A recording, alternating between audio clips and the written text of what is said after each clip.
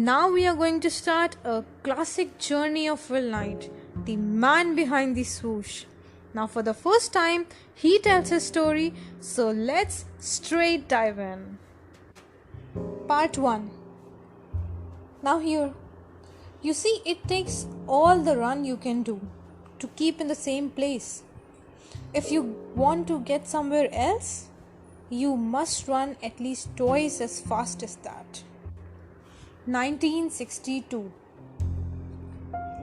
When I broached the subject with my father, when I worked up the nerve to speak to him about my crazy idea, I made sure it was in the early evening. That was always the best time with Dad. He was relaxed then, well fed, stretched out in his vinyl recliner in the TV nook. I can still tilt back my head and close my eyes and hear the sound of the audience laughing. The tiny theme song of his favorite shows, Wagon Train and Rawhide. His all-time favorite was Red Buttons. Every episode began with Red singing, "Ho ho hee hee, strange things are happening." I set a straight-backed chair beside him and gave a wan smile and waited for the next commercial. I had rehearsed my spiel in my head over and over, especially the opening. "So, Dad, you remember that crazy idea I had at Stanford?" It was one of my final classes, a seminar on entrepreneurship. I had written a research paper about shoes, and the paper had evolved from a run-of-the-mill assignment to an all-out obsession. Being a runner, I knew something about running shoes. Being a business buff, I knew that Japanese cameras had made deep cuts into the camera market, which had once been dominated by Germans. Thus, I argued in my paper that Japanese running shoes might do the same thing. The idea interested me, then inspired me, then captivated me. It seemed so obvious, so simple, so potentially huge. I had spent weeks and weeks on that paper. I had moved into the library, devoured everything I could find about importing and exporting, about starting a company. Finally, as required, I had given a formal presentation of the paper to my classmates, who reacted with formal boredom. Not one asked a single question. They greeted my passion and intensity with labored sighs and vacant stares. The professor thought my crazy idea had merit. He gave me an A. But that was that. At least that was supposed to be that. I had never really stopped thinking about the paper.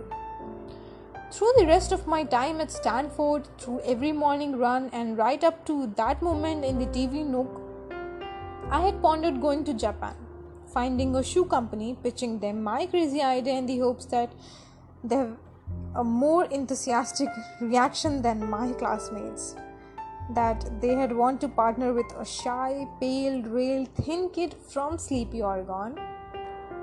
I had also toyed with the notion of making an exotic detour on my way to and from Japan. How can I leave my mark on the world, I thought, unless I get out there first and see it? Before running a big race, you always want to walk the track. A backpacking trip around the globe might be just a thing, I reasoned. No one talked about bucket lists in those days, but I suppose that's close to what I had in mind. Before I died, became too old or consumed with every day, minute, I wanted to visit the planet's most beautiful and wondrous places. And its most sacred. Of course, I wanted to taste other foods, hear other languages, dive into other cultures, but what I really craved was connection with capital C. I wanted to experience what the Chinese call Tao, the Greeks call Logos, the Hindus call Jnana, the Buddhists call Dharma, what the Christmas call Spirit. Before setting out on my own personal life voyage, I thought, let me first understand the greater voyage of humankind. Let me explore the greatest temples and churches and shrines, the holiest rivers and mountain tops. Let me feel the presence of God. Yes, I told myself. Yes, for want of a better word, God. But first, I had need my father's approval. More, I had need his cash. I had really mentioned making a big trip this previous year, and my father seemed open to it. But surely he had forgotten, and surely I was pushing it, adding to the original proposal this crazy idea, this outrageous side trip to Japan to launch a company. Talk about boondoggles. Surely he had seen this as a bridge too far and a bridge too darned expensive.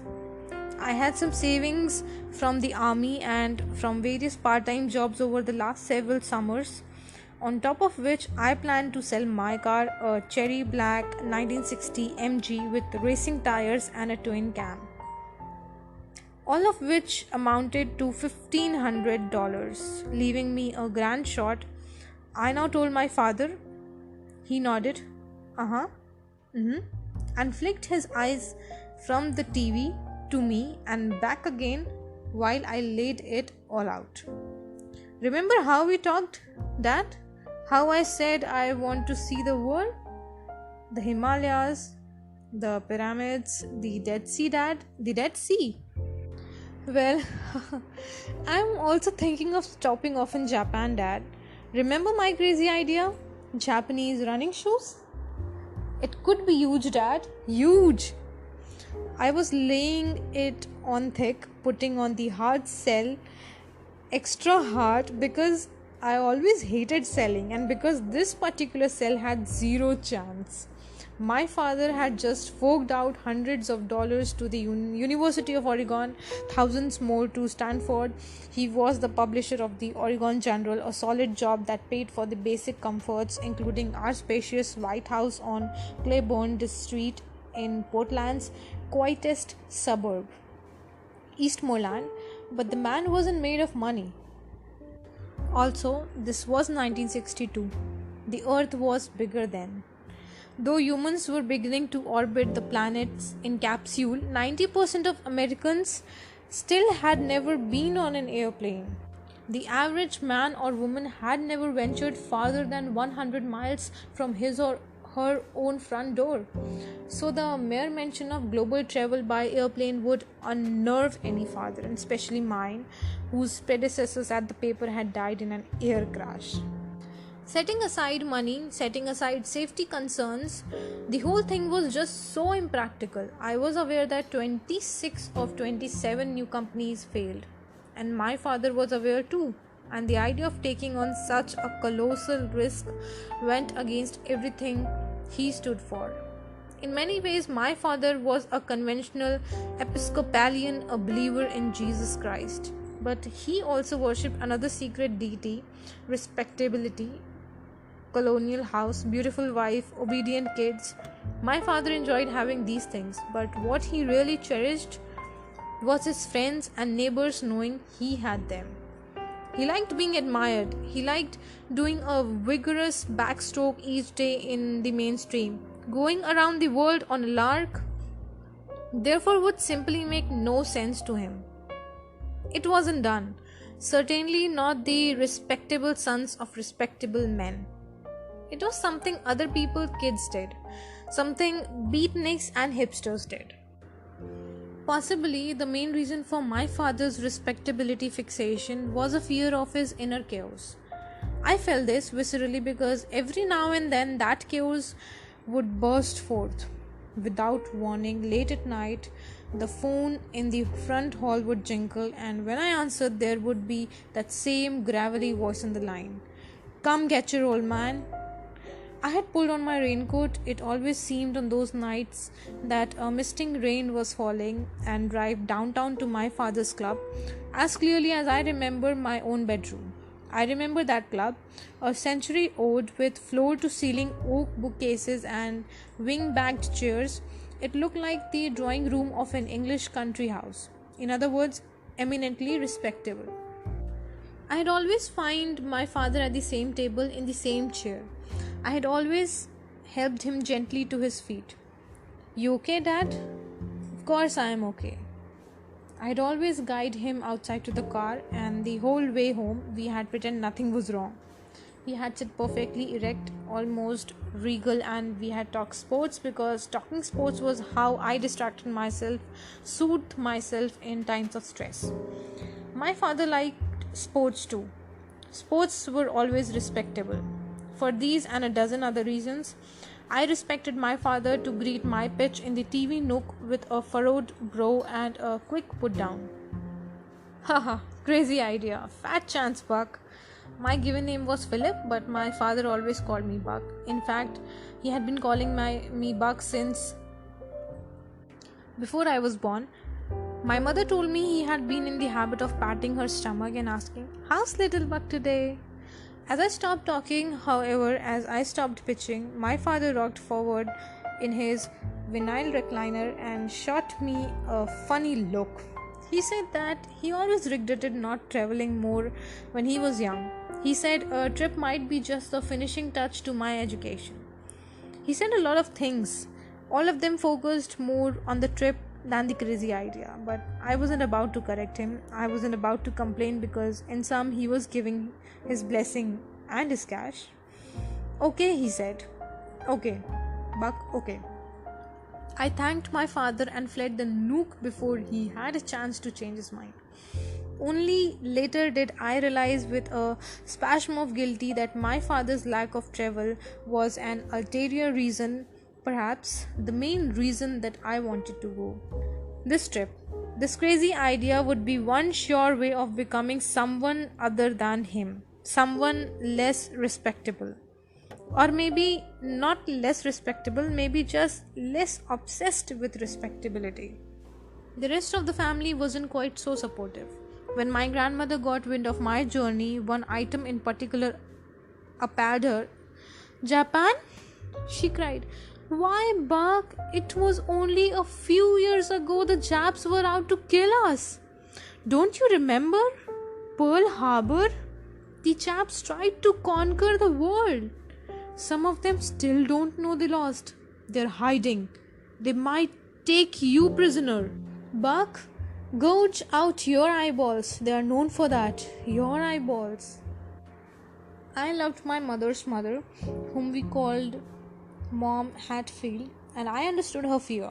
Japan was about as far as you could get from Roseburg, Oregon, the farm town where she was born and where she had lived all her life.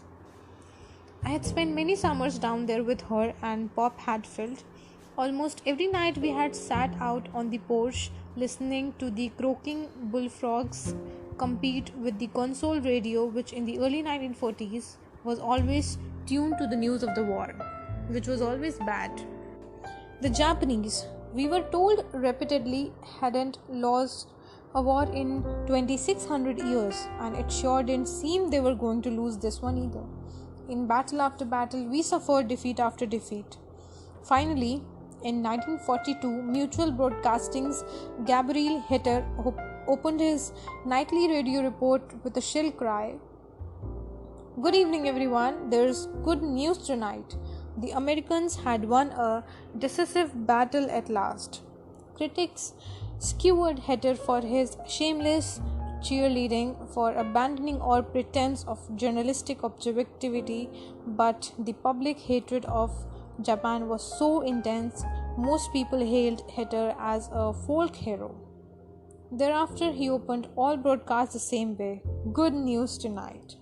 It's one of my earliest memories, Mom and Pop Hatfield beside me on the porch, Pop peeling a Gravenstein apple with his pocket knife, handling me a slice, then eating a slice, then handing me a slice, and so on until his apple paring pace slowed dramatically.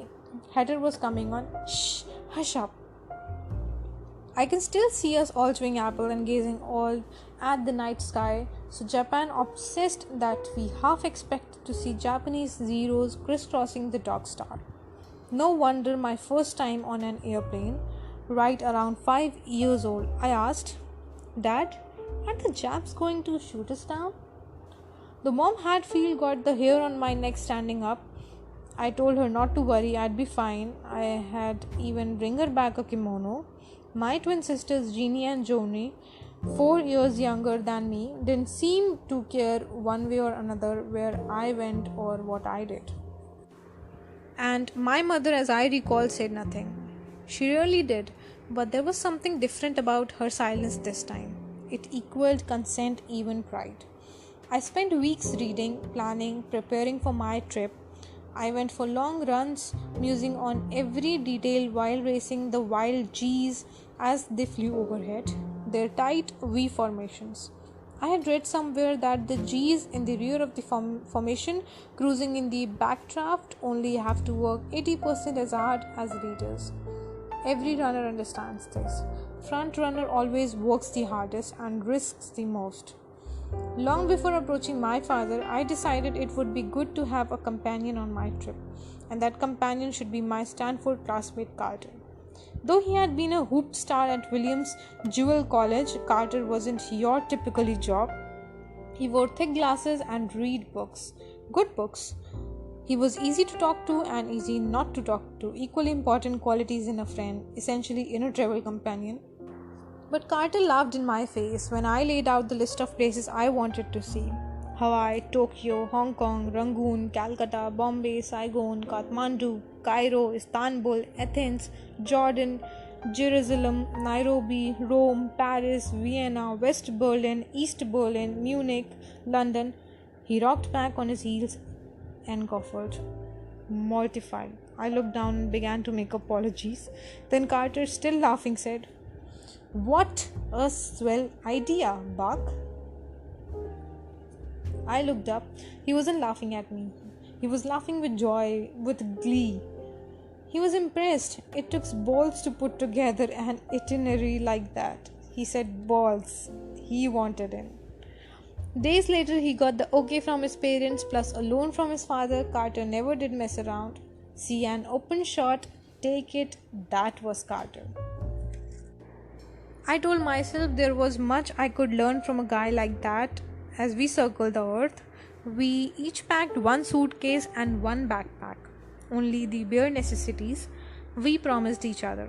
A few pair of jeans, a few t-shirts, running shoes, desert boots, sunglasses, plus one pair of suntans, the 1960s word for khakis. I also packed one good suit, a green Brooks Brother 2 button, just in case my crazy idea come to fruition. September 7, 1962. Carter and I piled into his battered old Chevy and drove at warp speed down I-5 through the Willamette Valley out the wooded bottom of Oregon, which felt like plunging through the roots of a tree.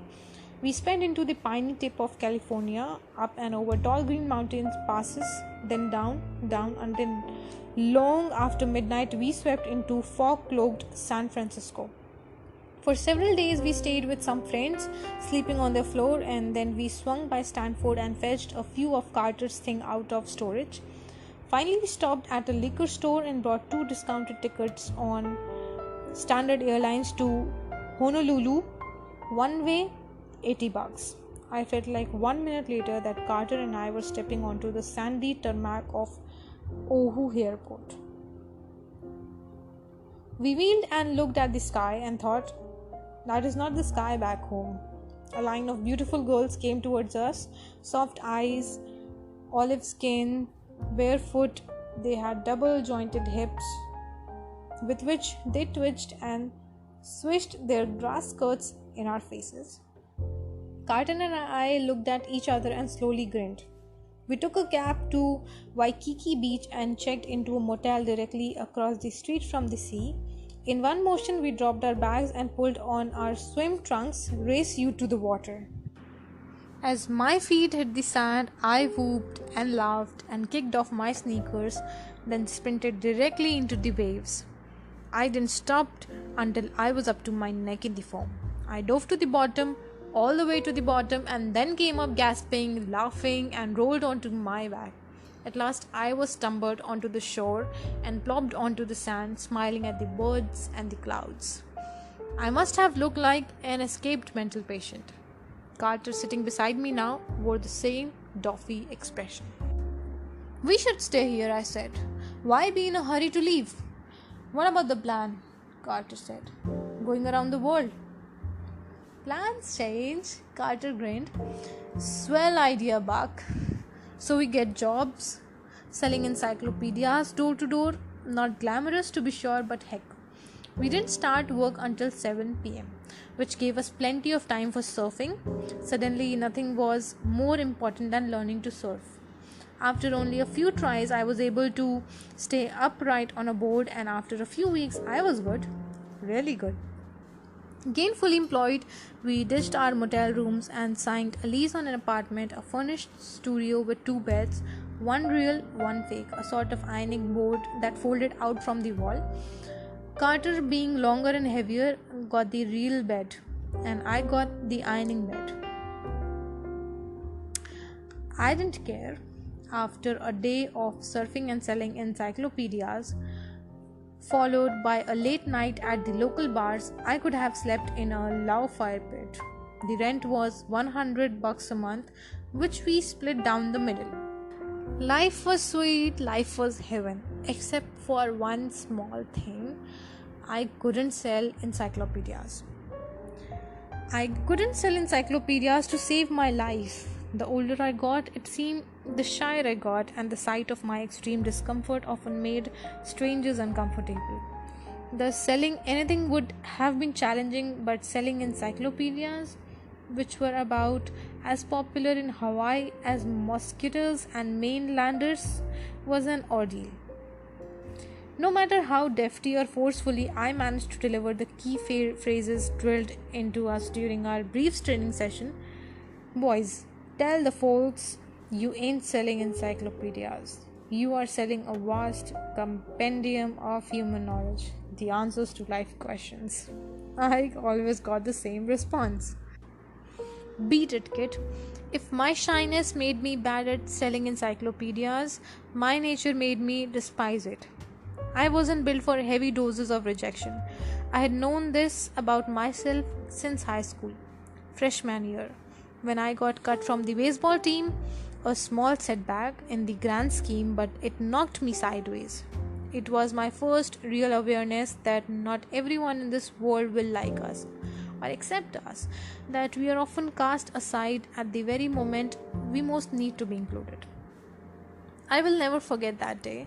Dragging my bat along the sidewalk, I staggered home and holed up in my room where I grieved and mobbed for about 2 weeks until my mother appeared on the edge of my bed and said, "Enough." She urged me to try something else. Like what? I groaned into my pillow. "How about the track?" she said. "Track?" I said. "You can run fast, Buck." "I can," I said, sitting up. So I went out for track and I found that I could run and no one could take that away. Now I gave up selling encyclopedias and all the old familiar rejection that went with it, and I turned to the want ads. In no time, I spotted a small ad inside a thick black border. Wanted security salesman. I certainly figured to have better luck selling securities. After all, I had an MBA, and before leaving home, I had pretty successful interview with Dean Witter. I did some research and found that this job had two things going for it. First, it was with Investors Overseas Service, which were headed by Bernard Kornfeld, one of the most famous businessmen of the 1960s. Second, it was located in the top floor of a beautiful beachside tower. 20-foot windows overlooking that turquoise sea. Both of these things appealed to me and made me press hard in the interview. Somehow, after weeks of being unable to talk anyone into buying an encyclopedia, I talked Dean Kornfield into a flyer on me. Kornfeld's extraordinary success, plus that breathtaking view, made it possible most days to forget that the firm was nothing more than a boiler room.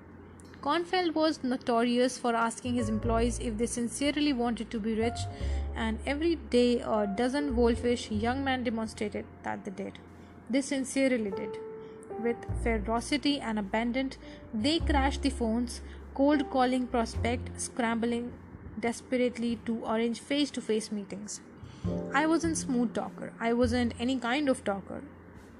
Still, I knew numbers and I knew the product.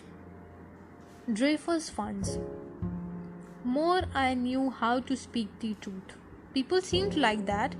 I was quickly able to schedule a few meetings and to close a few sales. Inside a week, I'd earned enough in commissions to pay my half of the rent for the next 6 months, with plenty left over for surfboard wax. Most of my discretionary income went to the dive bars along the water. Tourists tended to hang out in the Luxe Resort, the ones with names like Incantations, the Moana, the Halikulani, but Carter and I preferred the dives. We like to sit with our fellow beachnicks and surf bumps, seekers and vagabonds, feeling smug about the one thing we had in our favor, geography. Those poor suckers back home, we had say, those poor saps sleepwalking through their humble drummed lives, bundled against the cold and rain. Why can't they be more like us? Why can't they seize the day? Our sense of carpe diem was heightened by the fact that the world was coming to an end. A nuclear standoff with the Soviets had been building for weeks. The Soviets had 3 dozen missiles in Cuba, the United States wanted them out, and both sides had made them their final offer. Negotiations were over and World War III was set to begin any minute. According to the newspapers, missiles would fall from the sky later today, tomorrow at the latest. The world was Pompeii and the volcano was already spitting ash. Oh, well, everyone in the dive bars agreed when humanity ends, this will be as good a place as any to watch the rising mushrooms clouds. Aloha civilization. And then, surprise! The world was spared. The crisis passed, the sky seemed to sigh with relief as the air turned suddenly crisper, calmer. A perfect Hawaiian autumn followed, days of contentment and something close to bliss, followed by a sharp restlessness. One night I set my beer on the bar and turned to Carter. I think maybe the time has come to leave Shrangila, I said. I didn't make a hard pitch. I didn't think I had to. It was clearly time to get back to the plan, but Carter frowned and stroked his chin. Gee, Buck, I don't know. He had met a girl, a beautiful Hawaiian teenager with long brown legs and jet black eyes, the kind of girl who had greeted our airplane, the kind I dreamed of having and never would. He wanted to stick around, and how could I argue? I told himself I understood, but I was cast low. I left the bar and went for a long walk on the beach. Game over, I told myself. The last thing I wanted was to pack up and return to Oregon, but I couldn't see traveling around the world alone either. Go home, a faint inner voice told me. Get a normal job, be a normal person. Then I heard another faint voice, equally empathetic. No, don't go home. Keep going, don't stop. The next day, I gave my 2 weeks' notice at the boiler room. Too bad, Buck, one of the bosses said. You had a real future as a salesman. God forbid, I muttered. That afternoon, at a travel agency down the block, I purchased an open plane ticket, good for 1 year on any airline going anywhere, a sort of Ural pass in the sky. On Thanksgiving Day, 1962, I hoisted my backpack and shook Carter's hand. Buck, he said, don't take any wooden nickels. The captain addressed the passengers in rapid-fire Japanese and started to sweat. I looked out the window at the blazing red circle on the wing. Mom Hatfield was right, I thought. We were just at war with these people. Corrector, the Baton Death March, the rape of Nankings, and now I was going there on some sort of business venture? Crazy idea? Maybe I was, in fact, crazy.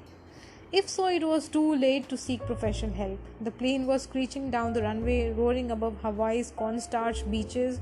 I looked down at the massive volcanoes growing smaller and smaller. No turning back.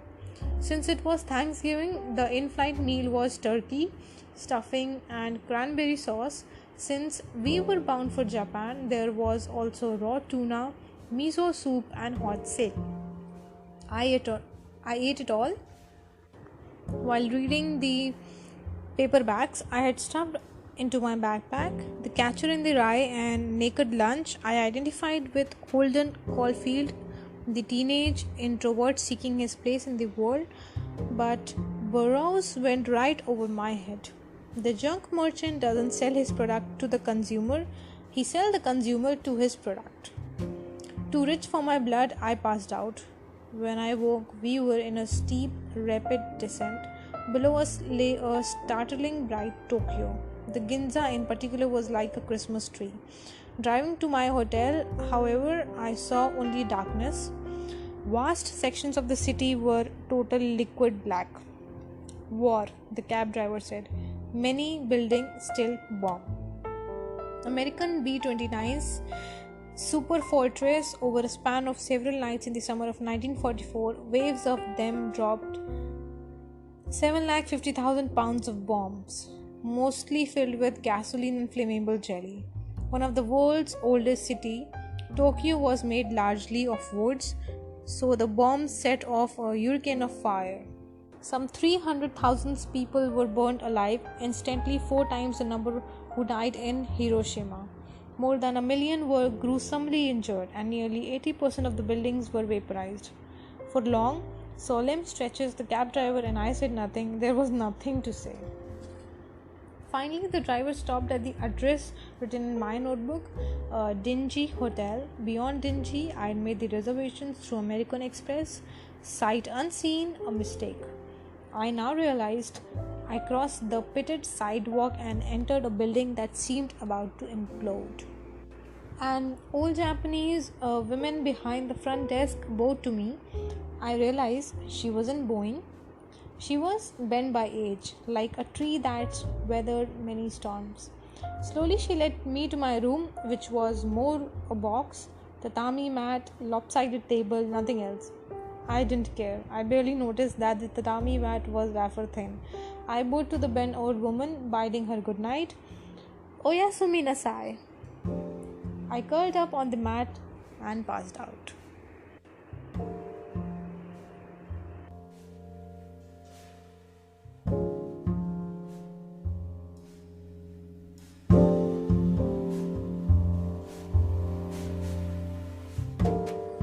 Hours later, I woke in a room flooded with light.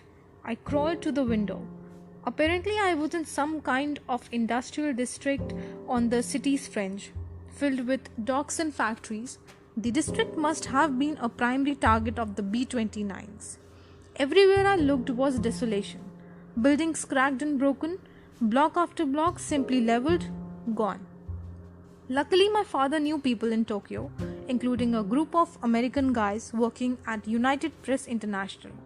I took a cab there and the guys greeted me like family. They gave me coffee and a breakfast ring, and when I told them where I'd spend the night, they laughed. They hooked me into a clean, decent hotel, then they wrote down the names of several good places to eat. What in God's name are you doing in Tokyo? I explained that I was going around the world.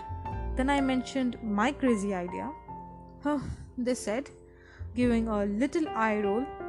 They mentioned 2 ex-GIs who ran a monthly magazine called Importer. Talk to the fellas at Importer, they said, before you do anything rash. I promised I would, but first I wanted to see the city. Guidebook and Minolta box camera in hand, I sought out the few landmarks that had survived the war. The oldest temple and shrines. I spent hours sitting on benches in walled gardens reading about Japan's dominant religions, Buddhism and Shinto. I marveled at the concept of Kensho or Satori, enlightenment that comes in a flash, a blinding pop, sort of like the bulb on my Minolta. I liked that, I wanted that. But first I'd need to change my whole approach. I was linear thinker, and according to Zen, linear thinking is nothing but a delusion, one of the many that keep us unhappy.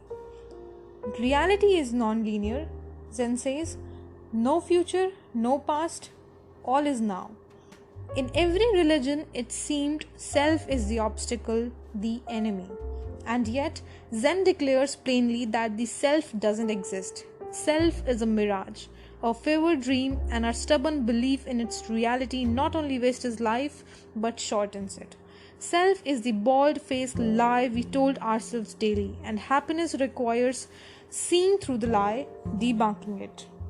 To study the self, said the 13th century Zen master Dogen, is to forget the self. Inner voice, outer voice, it's all the same, no dividing lines, especially in competition. Victory, Zen says, comes when we forget the self and the opponent, who we are, but two halves of one whole. In Zen and the art of archery, it's all laid out with crystal clarity. Perfection in the art of swordsmanship is reached when the heart is troubled by no more thought of I and you, of the opponent and his sword, of one's own sword and how to wield it. All is emptiness. Your own self, the flashing sword, and the arms that wield it, even the thought of emptiness is no longer there. My head swimming. I decided to take a break. To visit a very un-Zen landmark.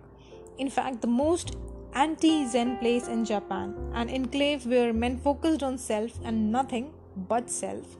The Tokyo Stock Exchange, housed in a marble Romansky building with great big Greek columns. The Tosho looked from across the street like Storage Bank in a quiet town in Kansas. Inside, however, all was beldam. Hundreds of men waving their arms, pulling their hairs, screaming. A more depraved version of Kornfeld's boiler room. I couldn't look away. I watched and watched, asking myself, is this what it's all about? Really? I appreciated money as much as the next guy, but I wanted my life to be about so much more. After the Tosho, I needed peace. I went deep into the silent heart of the city, to the garden of the 19th century Emperor Meiji and his Empress. A space thought to possess immense spiritual power. I sat, contemplative, reverent, beneath swaying ginkgo trees beside a beautiful torii gate. I read in my guidebook that a torii gate is usually a portal to sacred places, and so I basked in the sacredness, the serenity, trying to soak it all in. The next morning, I laced up my running shoes and jogged to Suzuki, the world's largest fish market. It was a Tosho all over again, with shrimp instead of stocks. I watched ancient fishermen spread their catches onto wooden carts and haggle with leather-faced merchants. That night, I took a bus up to the lakes region in the northern Hakone Mountains, an area that inspired many of the great Zen poets. You cannot travel the path until you have become the path yourself, said the Buddha. And I stood in awe before a path that twisted from a glassy lake to cloud-ringed Mount Fuji, a perfect snow-clad triangle that looked to me exactly like Mount Hood back home. The Japanese believe climbing Fuji is a mystical experience, a ritual act of celebration, and I was overcome with a desire to climb it right then. I wanted to ascend into the clouds. I decided to wait. However, I would return when I had something to celebrate. I went back to Tokyo and presented myself at Importer.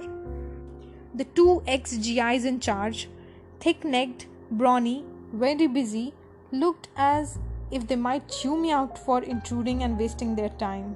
But within minutes, their gruff exterior dissolved and they were warm, friendly, pleased to meet someone from back home. We talked mostly about sports. Can you believe the Yankees won it all again? How about the Willie Mize? None better. Yes, sir, none better. Then told me their story. They were the first Americans I ever met who loved Japan. Stationed there during the occupation, they felt under the spell of the culture, the food, the women, and when the hitch was up, they simply couldn't bring themselves to leave. So they had launched an import magazine when no one anywhere was interested in importing anything Japanese, and somehow they had managed to keep it afloat for 17 years. I told them my crazy idea and they listened with some interest. They made a pot of coffee and invited me to sit down. Was there a particular line of Japanese shoes I'd consider importing? They asked. I told them I like Tiger, a nifty brand manufactured by Onizuka Company down in Kobe, the largest city in southern Japan. Yes, we have seen it, they said. I told them I was thinking of heading down there, meeting the Onizuka people face to face. In that case, the ex-GI said, you had better learn a few things about doing business with the Japanese. The key, they said, is don't be pushy. Don't come on like the typical asshole American, the typical gaijin, rude, loud, aggressive, not taking no for an answer. The Japanese do not react well to the hard sell. Negotiations here tend to be soft, sneezy. Look how long it took the Americans and Russians to coax Hirohito into surrendering, and even when he surrendered, when his country was reduced to a heap of ashes, what did he tell his people? The war situation hasn't developed to Japan's advantage. It's a culture of indirection. No one ever turns you down flat. No one ever says straight out no, but they don't say yes either. They speak in circles, sentences with no clear subject or object. Don't be discouraged, but don't be cocky. You might leave a man's office thinking you have blown it, when in fact, he's ready to do a deal. You might leave thinking you have closed a deal, when in fact, you have just been rejected. You never know. I frowned. Under the best of circumstances, I was not a great negotiator. Now I was going to have to negotiate in some kind of fun house with trick mirrors, where normal rules didn't apply. After an hour of this baffling tutorial, I shook hands with the ex-GIs and said my goodbyes, feeling suddenly that I couldn't wait, that I needed to strike quickly. While the words were fresh in my mind, I raced back to my hotel, threw everything into my little suitcase and backpack and phoned Onizuka to make an appointment. Later that afternoon, I boarded a train south. Japan was renowned for its impeccable order and extreme cleanliness. Japanese literature, philosophy, clothing, domestic life, all were marvelously pure and spare, minimalist. Expect nothing, seek nothing, grasp nothing. The immortal Japanese poets wrote lines that seemed polished until they gleamed like the blade of a samurai's sword or the stones of a mountain's brook. Spotless. So why, I wondered, is this train to Kobe so filthy? The floors were strewn with newspaper and cigarette butts. The seats were covered with orange rinds and discarded newspaper. Worse, every car was packed. There was barely room to stand. I found a strap by a window and hung there for 7 hours as the train rocked and inched past remote villages, past farms no bigger than the average Portland backyard. The trip was long, but neither my legs nor my patience gave out.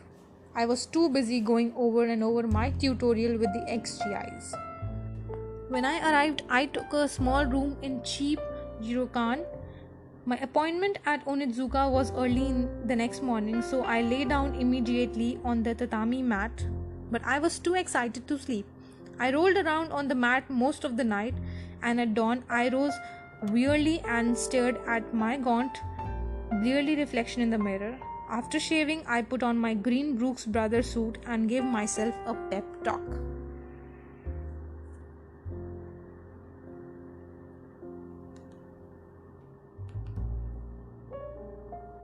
You are capable, you are confident, you can do this.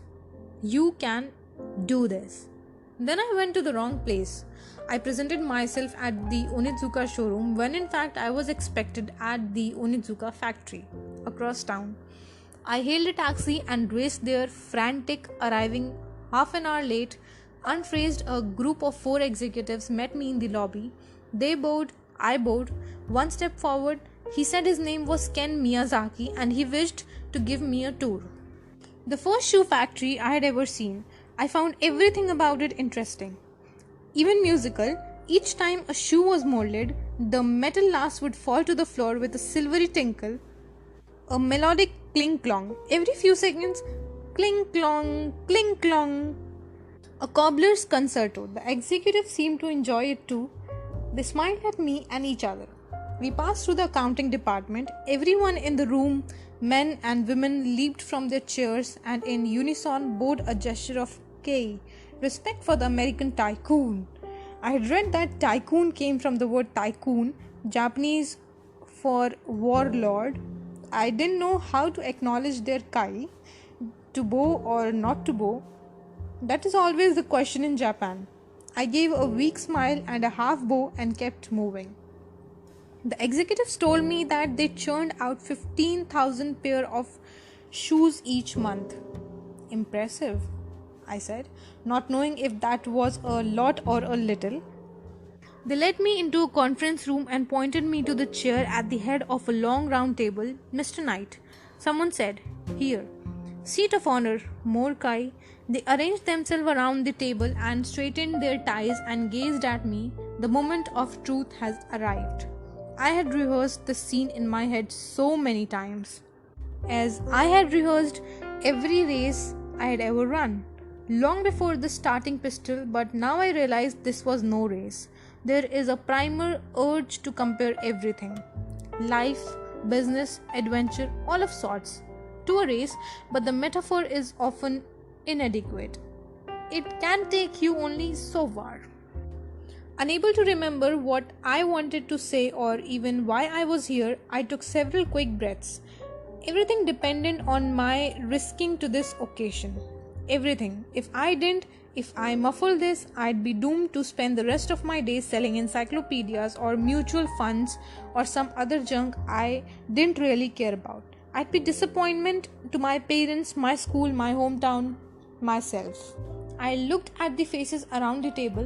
Whenever I'd imagined this scene, I'd omitted one crucial element. I had failed to foresee how present World War II would be in that room. The war was right there, beside us, between us, attaching a subtext to every word we spoke.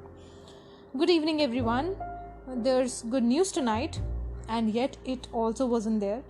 Through their resilience, through their stoic acceptance of total defeat, and their heroic reconstruction of their notion, the Japanese had put the war cleanly behind them. Also, these executives in the conference room were young, like me, and you could see that they felt the war had nothing to do with them. On the other hand, their fathers and uncles had tried to kill mine. On the other hand, the past was past. On the other hand, the whole question of winning and losing, which clouds and complicates so many deals, gets even more complicated when the potential winners and losers have recently been involved, albeit via proxies and ancestors in a global conflagrations. All of this interior static seemed seesawing confusion about war and peace, created a low-volume hum in my head, an awkwardness for which I was unprepared. The realist in me wanted to acknowledge it. The idealist in me pushed it aside. I cuffed into my fist. Gentlemen, I began. Mr. Miyazaki interrupted. Mr. Knight, what company are you with? He asked. Yes, good question. Adrenaline surging through my blood, I felt the fight response, the longing to run and hide, which made me think of the safest place in the world, my parents' house. The house had been built decades before by people of means, people with much more money than my parents, and thus the architect had included servant quarter at the back of the house, and these quarters were my bedroom, which I had filled with baseball cards, record albums, poster books, all things holy. I'd also covered one wall with my blue ribbons from track, the one thing in my life of which I was unabashedly proud. And so, blue ribbon, I blurted. Gentlemen, I represent Blue Ribbon Sports of Portland, Oregon. Mr. Miyazaki smiled, the other executive smiled, a murmur went around the table. Blue ribbon, blue ribbon, blue ribbon. The executives folded their hands and fell silent again and resumed staring at me. Well, I began. Gentlemen, the American shoe market is enormous and largely untapped. If Onizuka can penetrate that market, if Onizuka can get its tiger into American shoes, stores and price them to undercut Adidas, which most American athletes now wear, it could be a hugely profitable venture.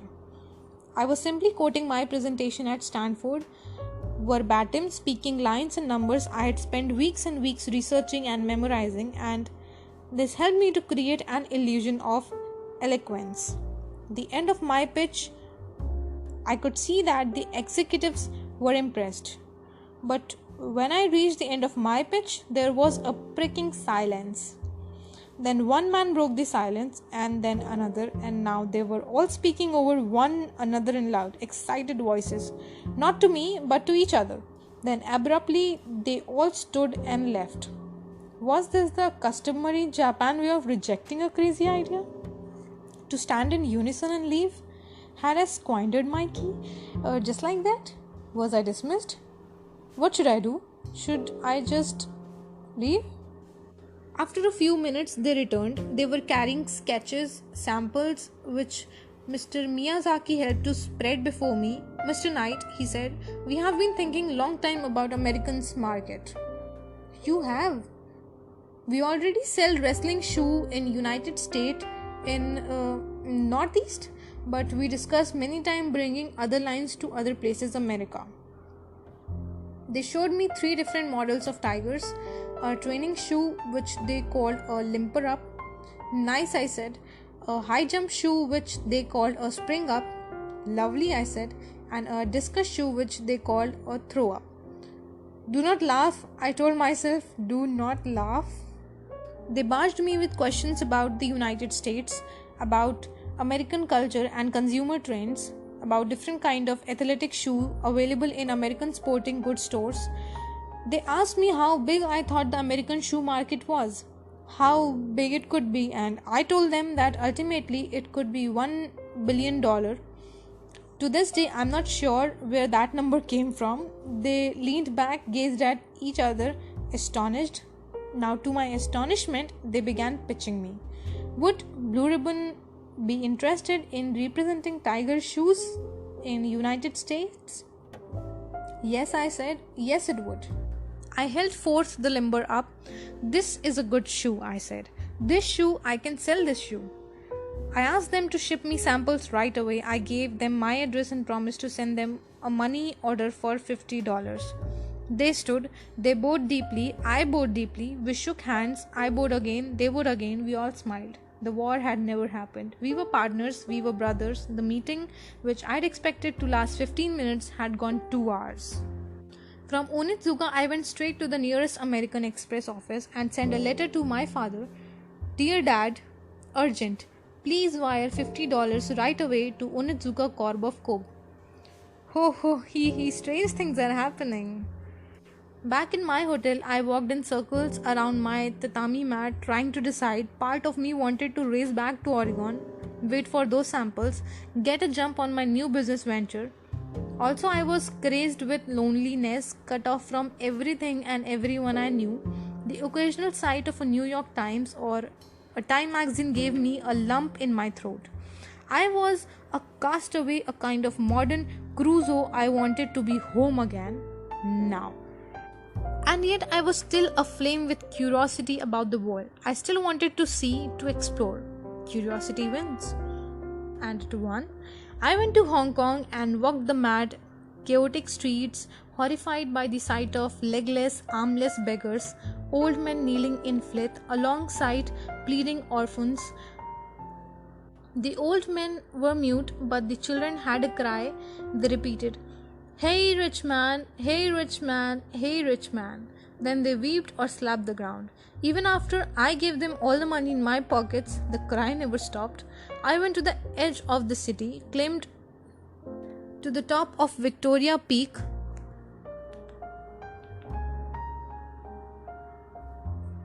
gazed off into the distance at China. In college, I had read the Analects of Confucius, the man who moves a mountain begins by carrying away small stones, and now I felt strongly I never had a chance to move this particular mountain. I went to the Philippines, which had all the madness and chaos of Hong Kong and twice the poverty. I moved slowly, as if in a nightmare, through Manila, through endless crowds and fathomless gridlocks towards the hotel where MacArthur once occupied the penthouse, I was fascinated by the great generals from Alexander the Great to George Patton. I hated war, but I loved the warrior spirit. I hated the sword, but loved the samurai. And all of the greatest fighting men in history, I found MacArthur the most compelling. Of course, he was deeply flawed, but he knew that you are remembered, he said prophetically, for the rules you break. I wanted to book a night in his former suite, but I couldn't afford it. One day I vowed, one day I shall return. I went to Bangkok where I rode a long pole boat through murky swamps to an open air market that seemed a Thai version of Hieronymus Bosch. I ate birds and fruits and vegetables I had never seen before and never would again. I dodged rickshaws, scooters, tuk-tuks and elephants to reach Wat Phra Kaew and one of the most sacred statues in Asia, an enormous 600 years old Buddha carved from a single hunk of jade. Standing before it, place-faced, I asked, "Why am here? What's my purpose?" I waited. Nothing. Or else the silence was my answer. I went to Vietnam where streets were bristling with American soldiers and thrumming with fear. Everyone knew that war was coming and that it would be very ugly, very different. It would be a Lewis Carroll war, the kind in which a US officer would declare, "We had to destroy the village in order to save it." Days before Christmas 1962, I went on to Calcutta and rented a room the size of a coffin. No bed, no chair. There wasn't enough space. Just a hammock suspended above a fizzing hole, the toilet. Within hours, I fell ill. An airborne virus, probably, or food poisoning. For one whole day, I believed that I wouldn't make it. I knew that I was going to die. But I rallied, somehow forced myself out of that hammock, and the next day I was walking unsteadily with thousands of pilgrims and dozens of sacred monkeys down the steep staircase of Varanasi temple. The steps led directly into the hot, seething Gangas. When the water was at my waist, I looked up. A mirage? No, a funeral taking place in the middle of the river. In fact, several funerals. I watched mourners wade out into the current and place their loved ones atop tall wooden biers, then set them afire. Not 20 yards away, others were calmly bathing. Still others were slaking their thirst with the same water. The Upanishads say, "Lead me from the unreal to the real." So I fled the unreal. I flew to Kathmandu and hiked straight up the clean white wall of the Himalayas. On the descendant, I stopped at the crowded chalk and devoured a bowl of buffalo meat, blood rare. The Tibetans in the chalk, I noted, wore boots of red wool and green flannel with upturned wooden toes, not unlike the runners on sled. Suddenly, I was noticing everyone's shoes. I went back to India, spent New Year's Eve wandering the streets of Bombay, weaving in and out among oxen and long-horned cows, feeling the start of an epic migraine, the noise and the smell, the colors of the glare. I went on to Kenya and took a long bus ride deep into the bush. Giant ostriches tried to outrun the bus, and storks the size of pit bulls floated just outside the windows. Every time the driver stopped in the middle of nowhere to pick up a few Maasai warriors, a baboon or two would try to board.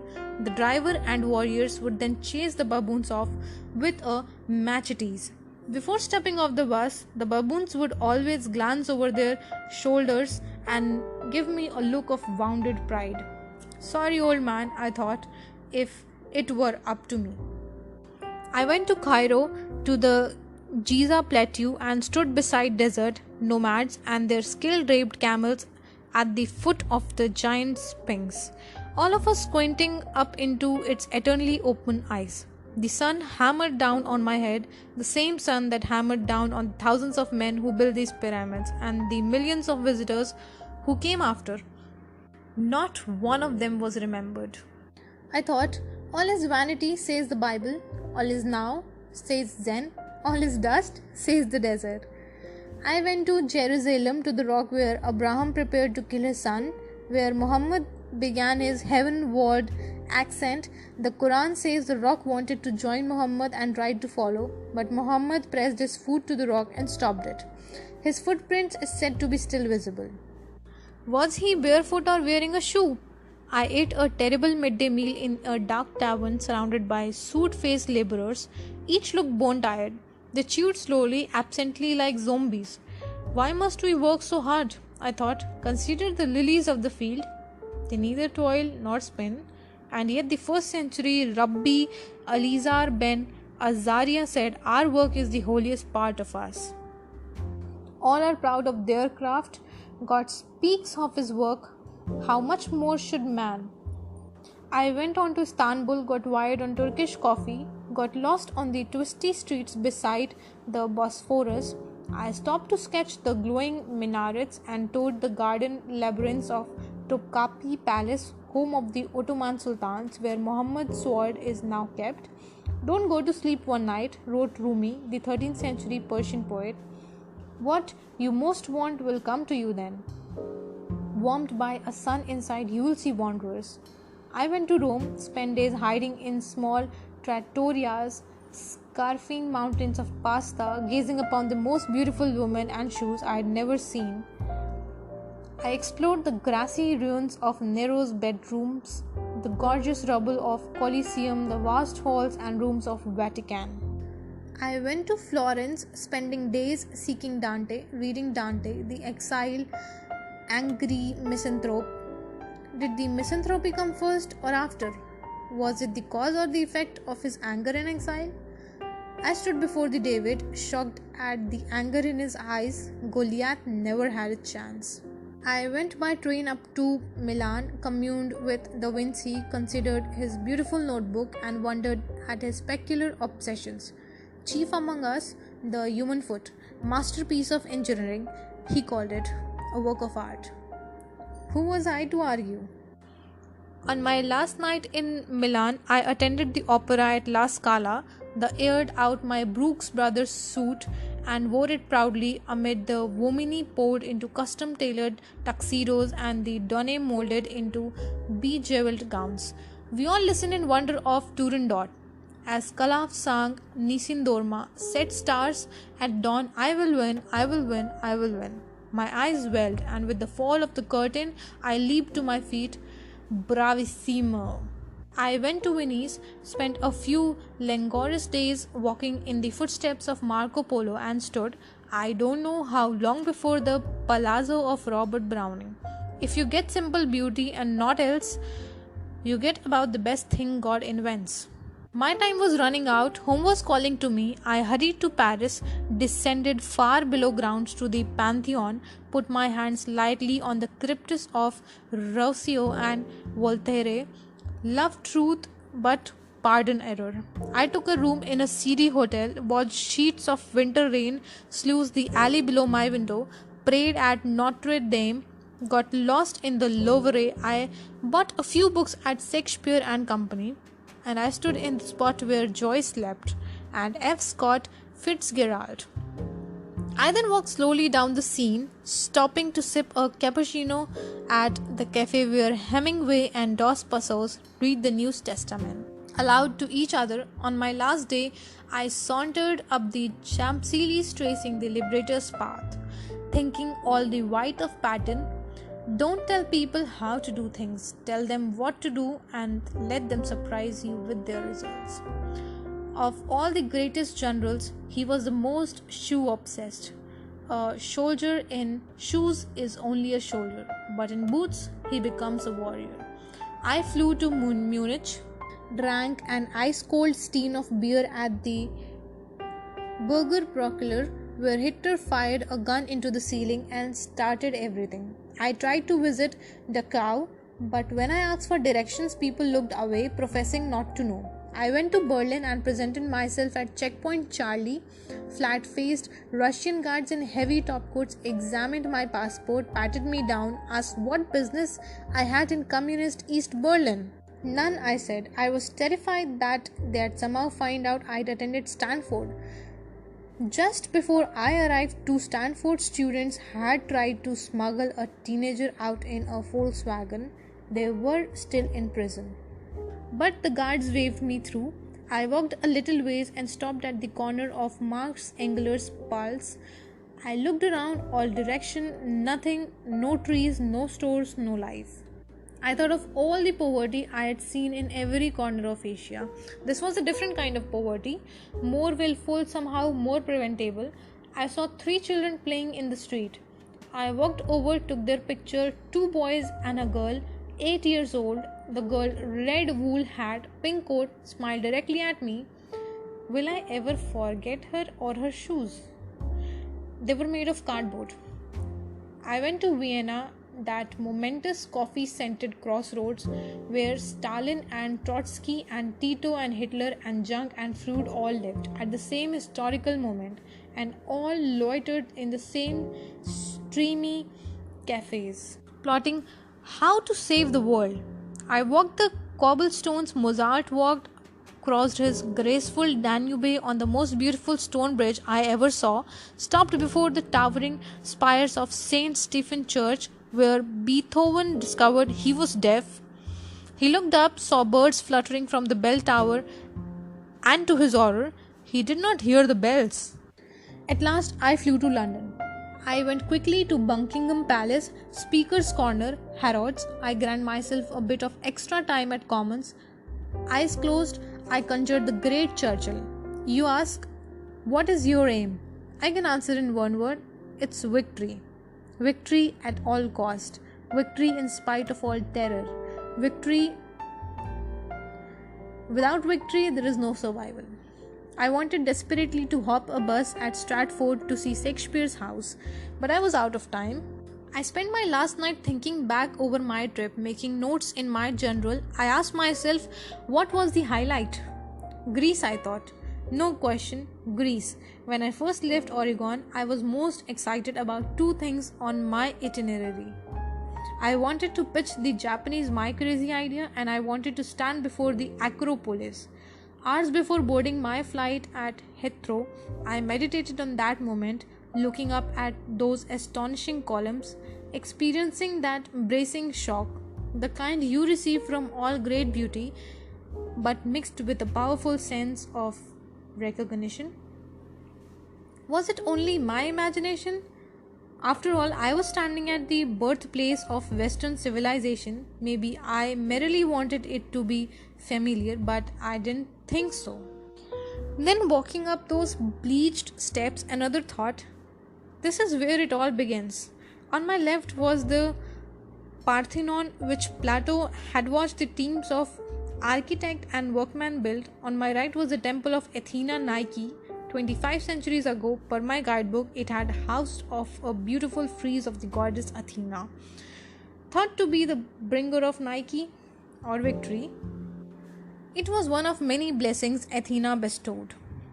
She also rewarded the deal makers. In the Orestia, she said, I admire the eyes of persuasion.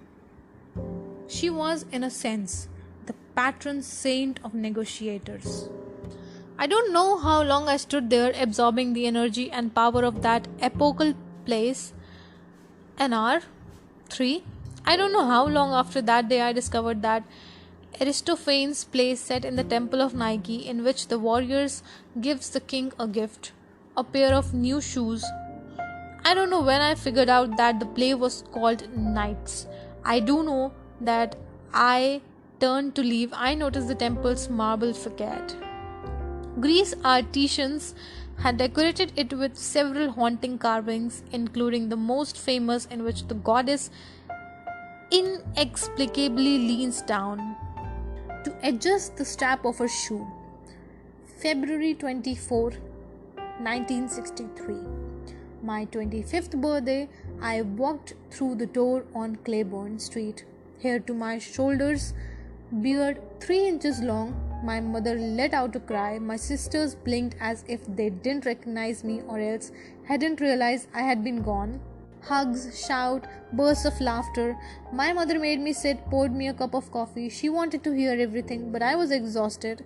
I set my suitcase and backpack in the hall and went to my room. I stared blearily at my blue ribbons. Mr. Knight, what is the name of your company? I curled up on my bed and sleep came down like the curtain at La Scala. An hour later, I woke to my mother's calling out, "Dinner!" My father was home from work and he embraced me as I came into the dining room. He too wanted to hear every detail, and I wanted to tell him. But first, I wanted to know one thing. "Dad," I said, "did my shoes come?" This was all about 1962. Thank you for listening to Sumyorama with Sumi. If you like our show and want to know more about what happened in 1963, then save our channel and please leave us a review. Join us next week when we talk about 1963 from Shoe Dog. Till then, stay safe, stay happy. Signing off.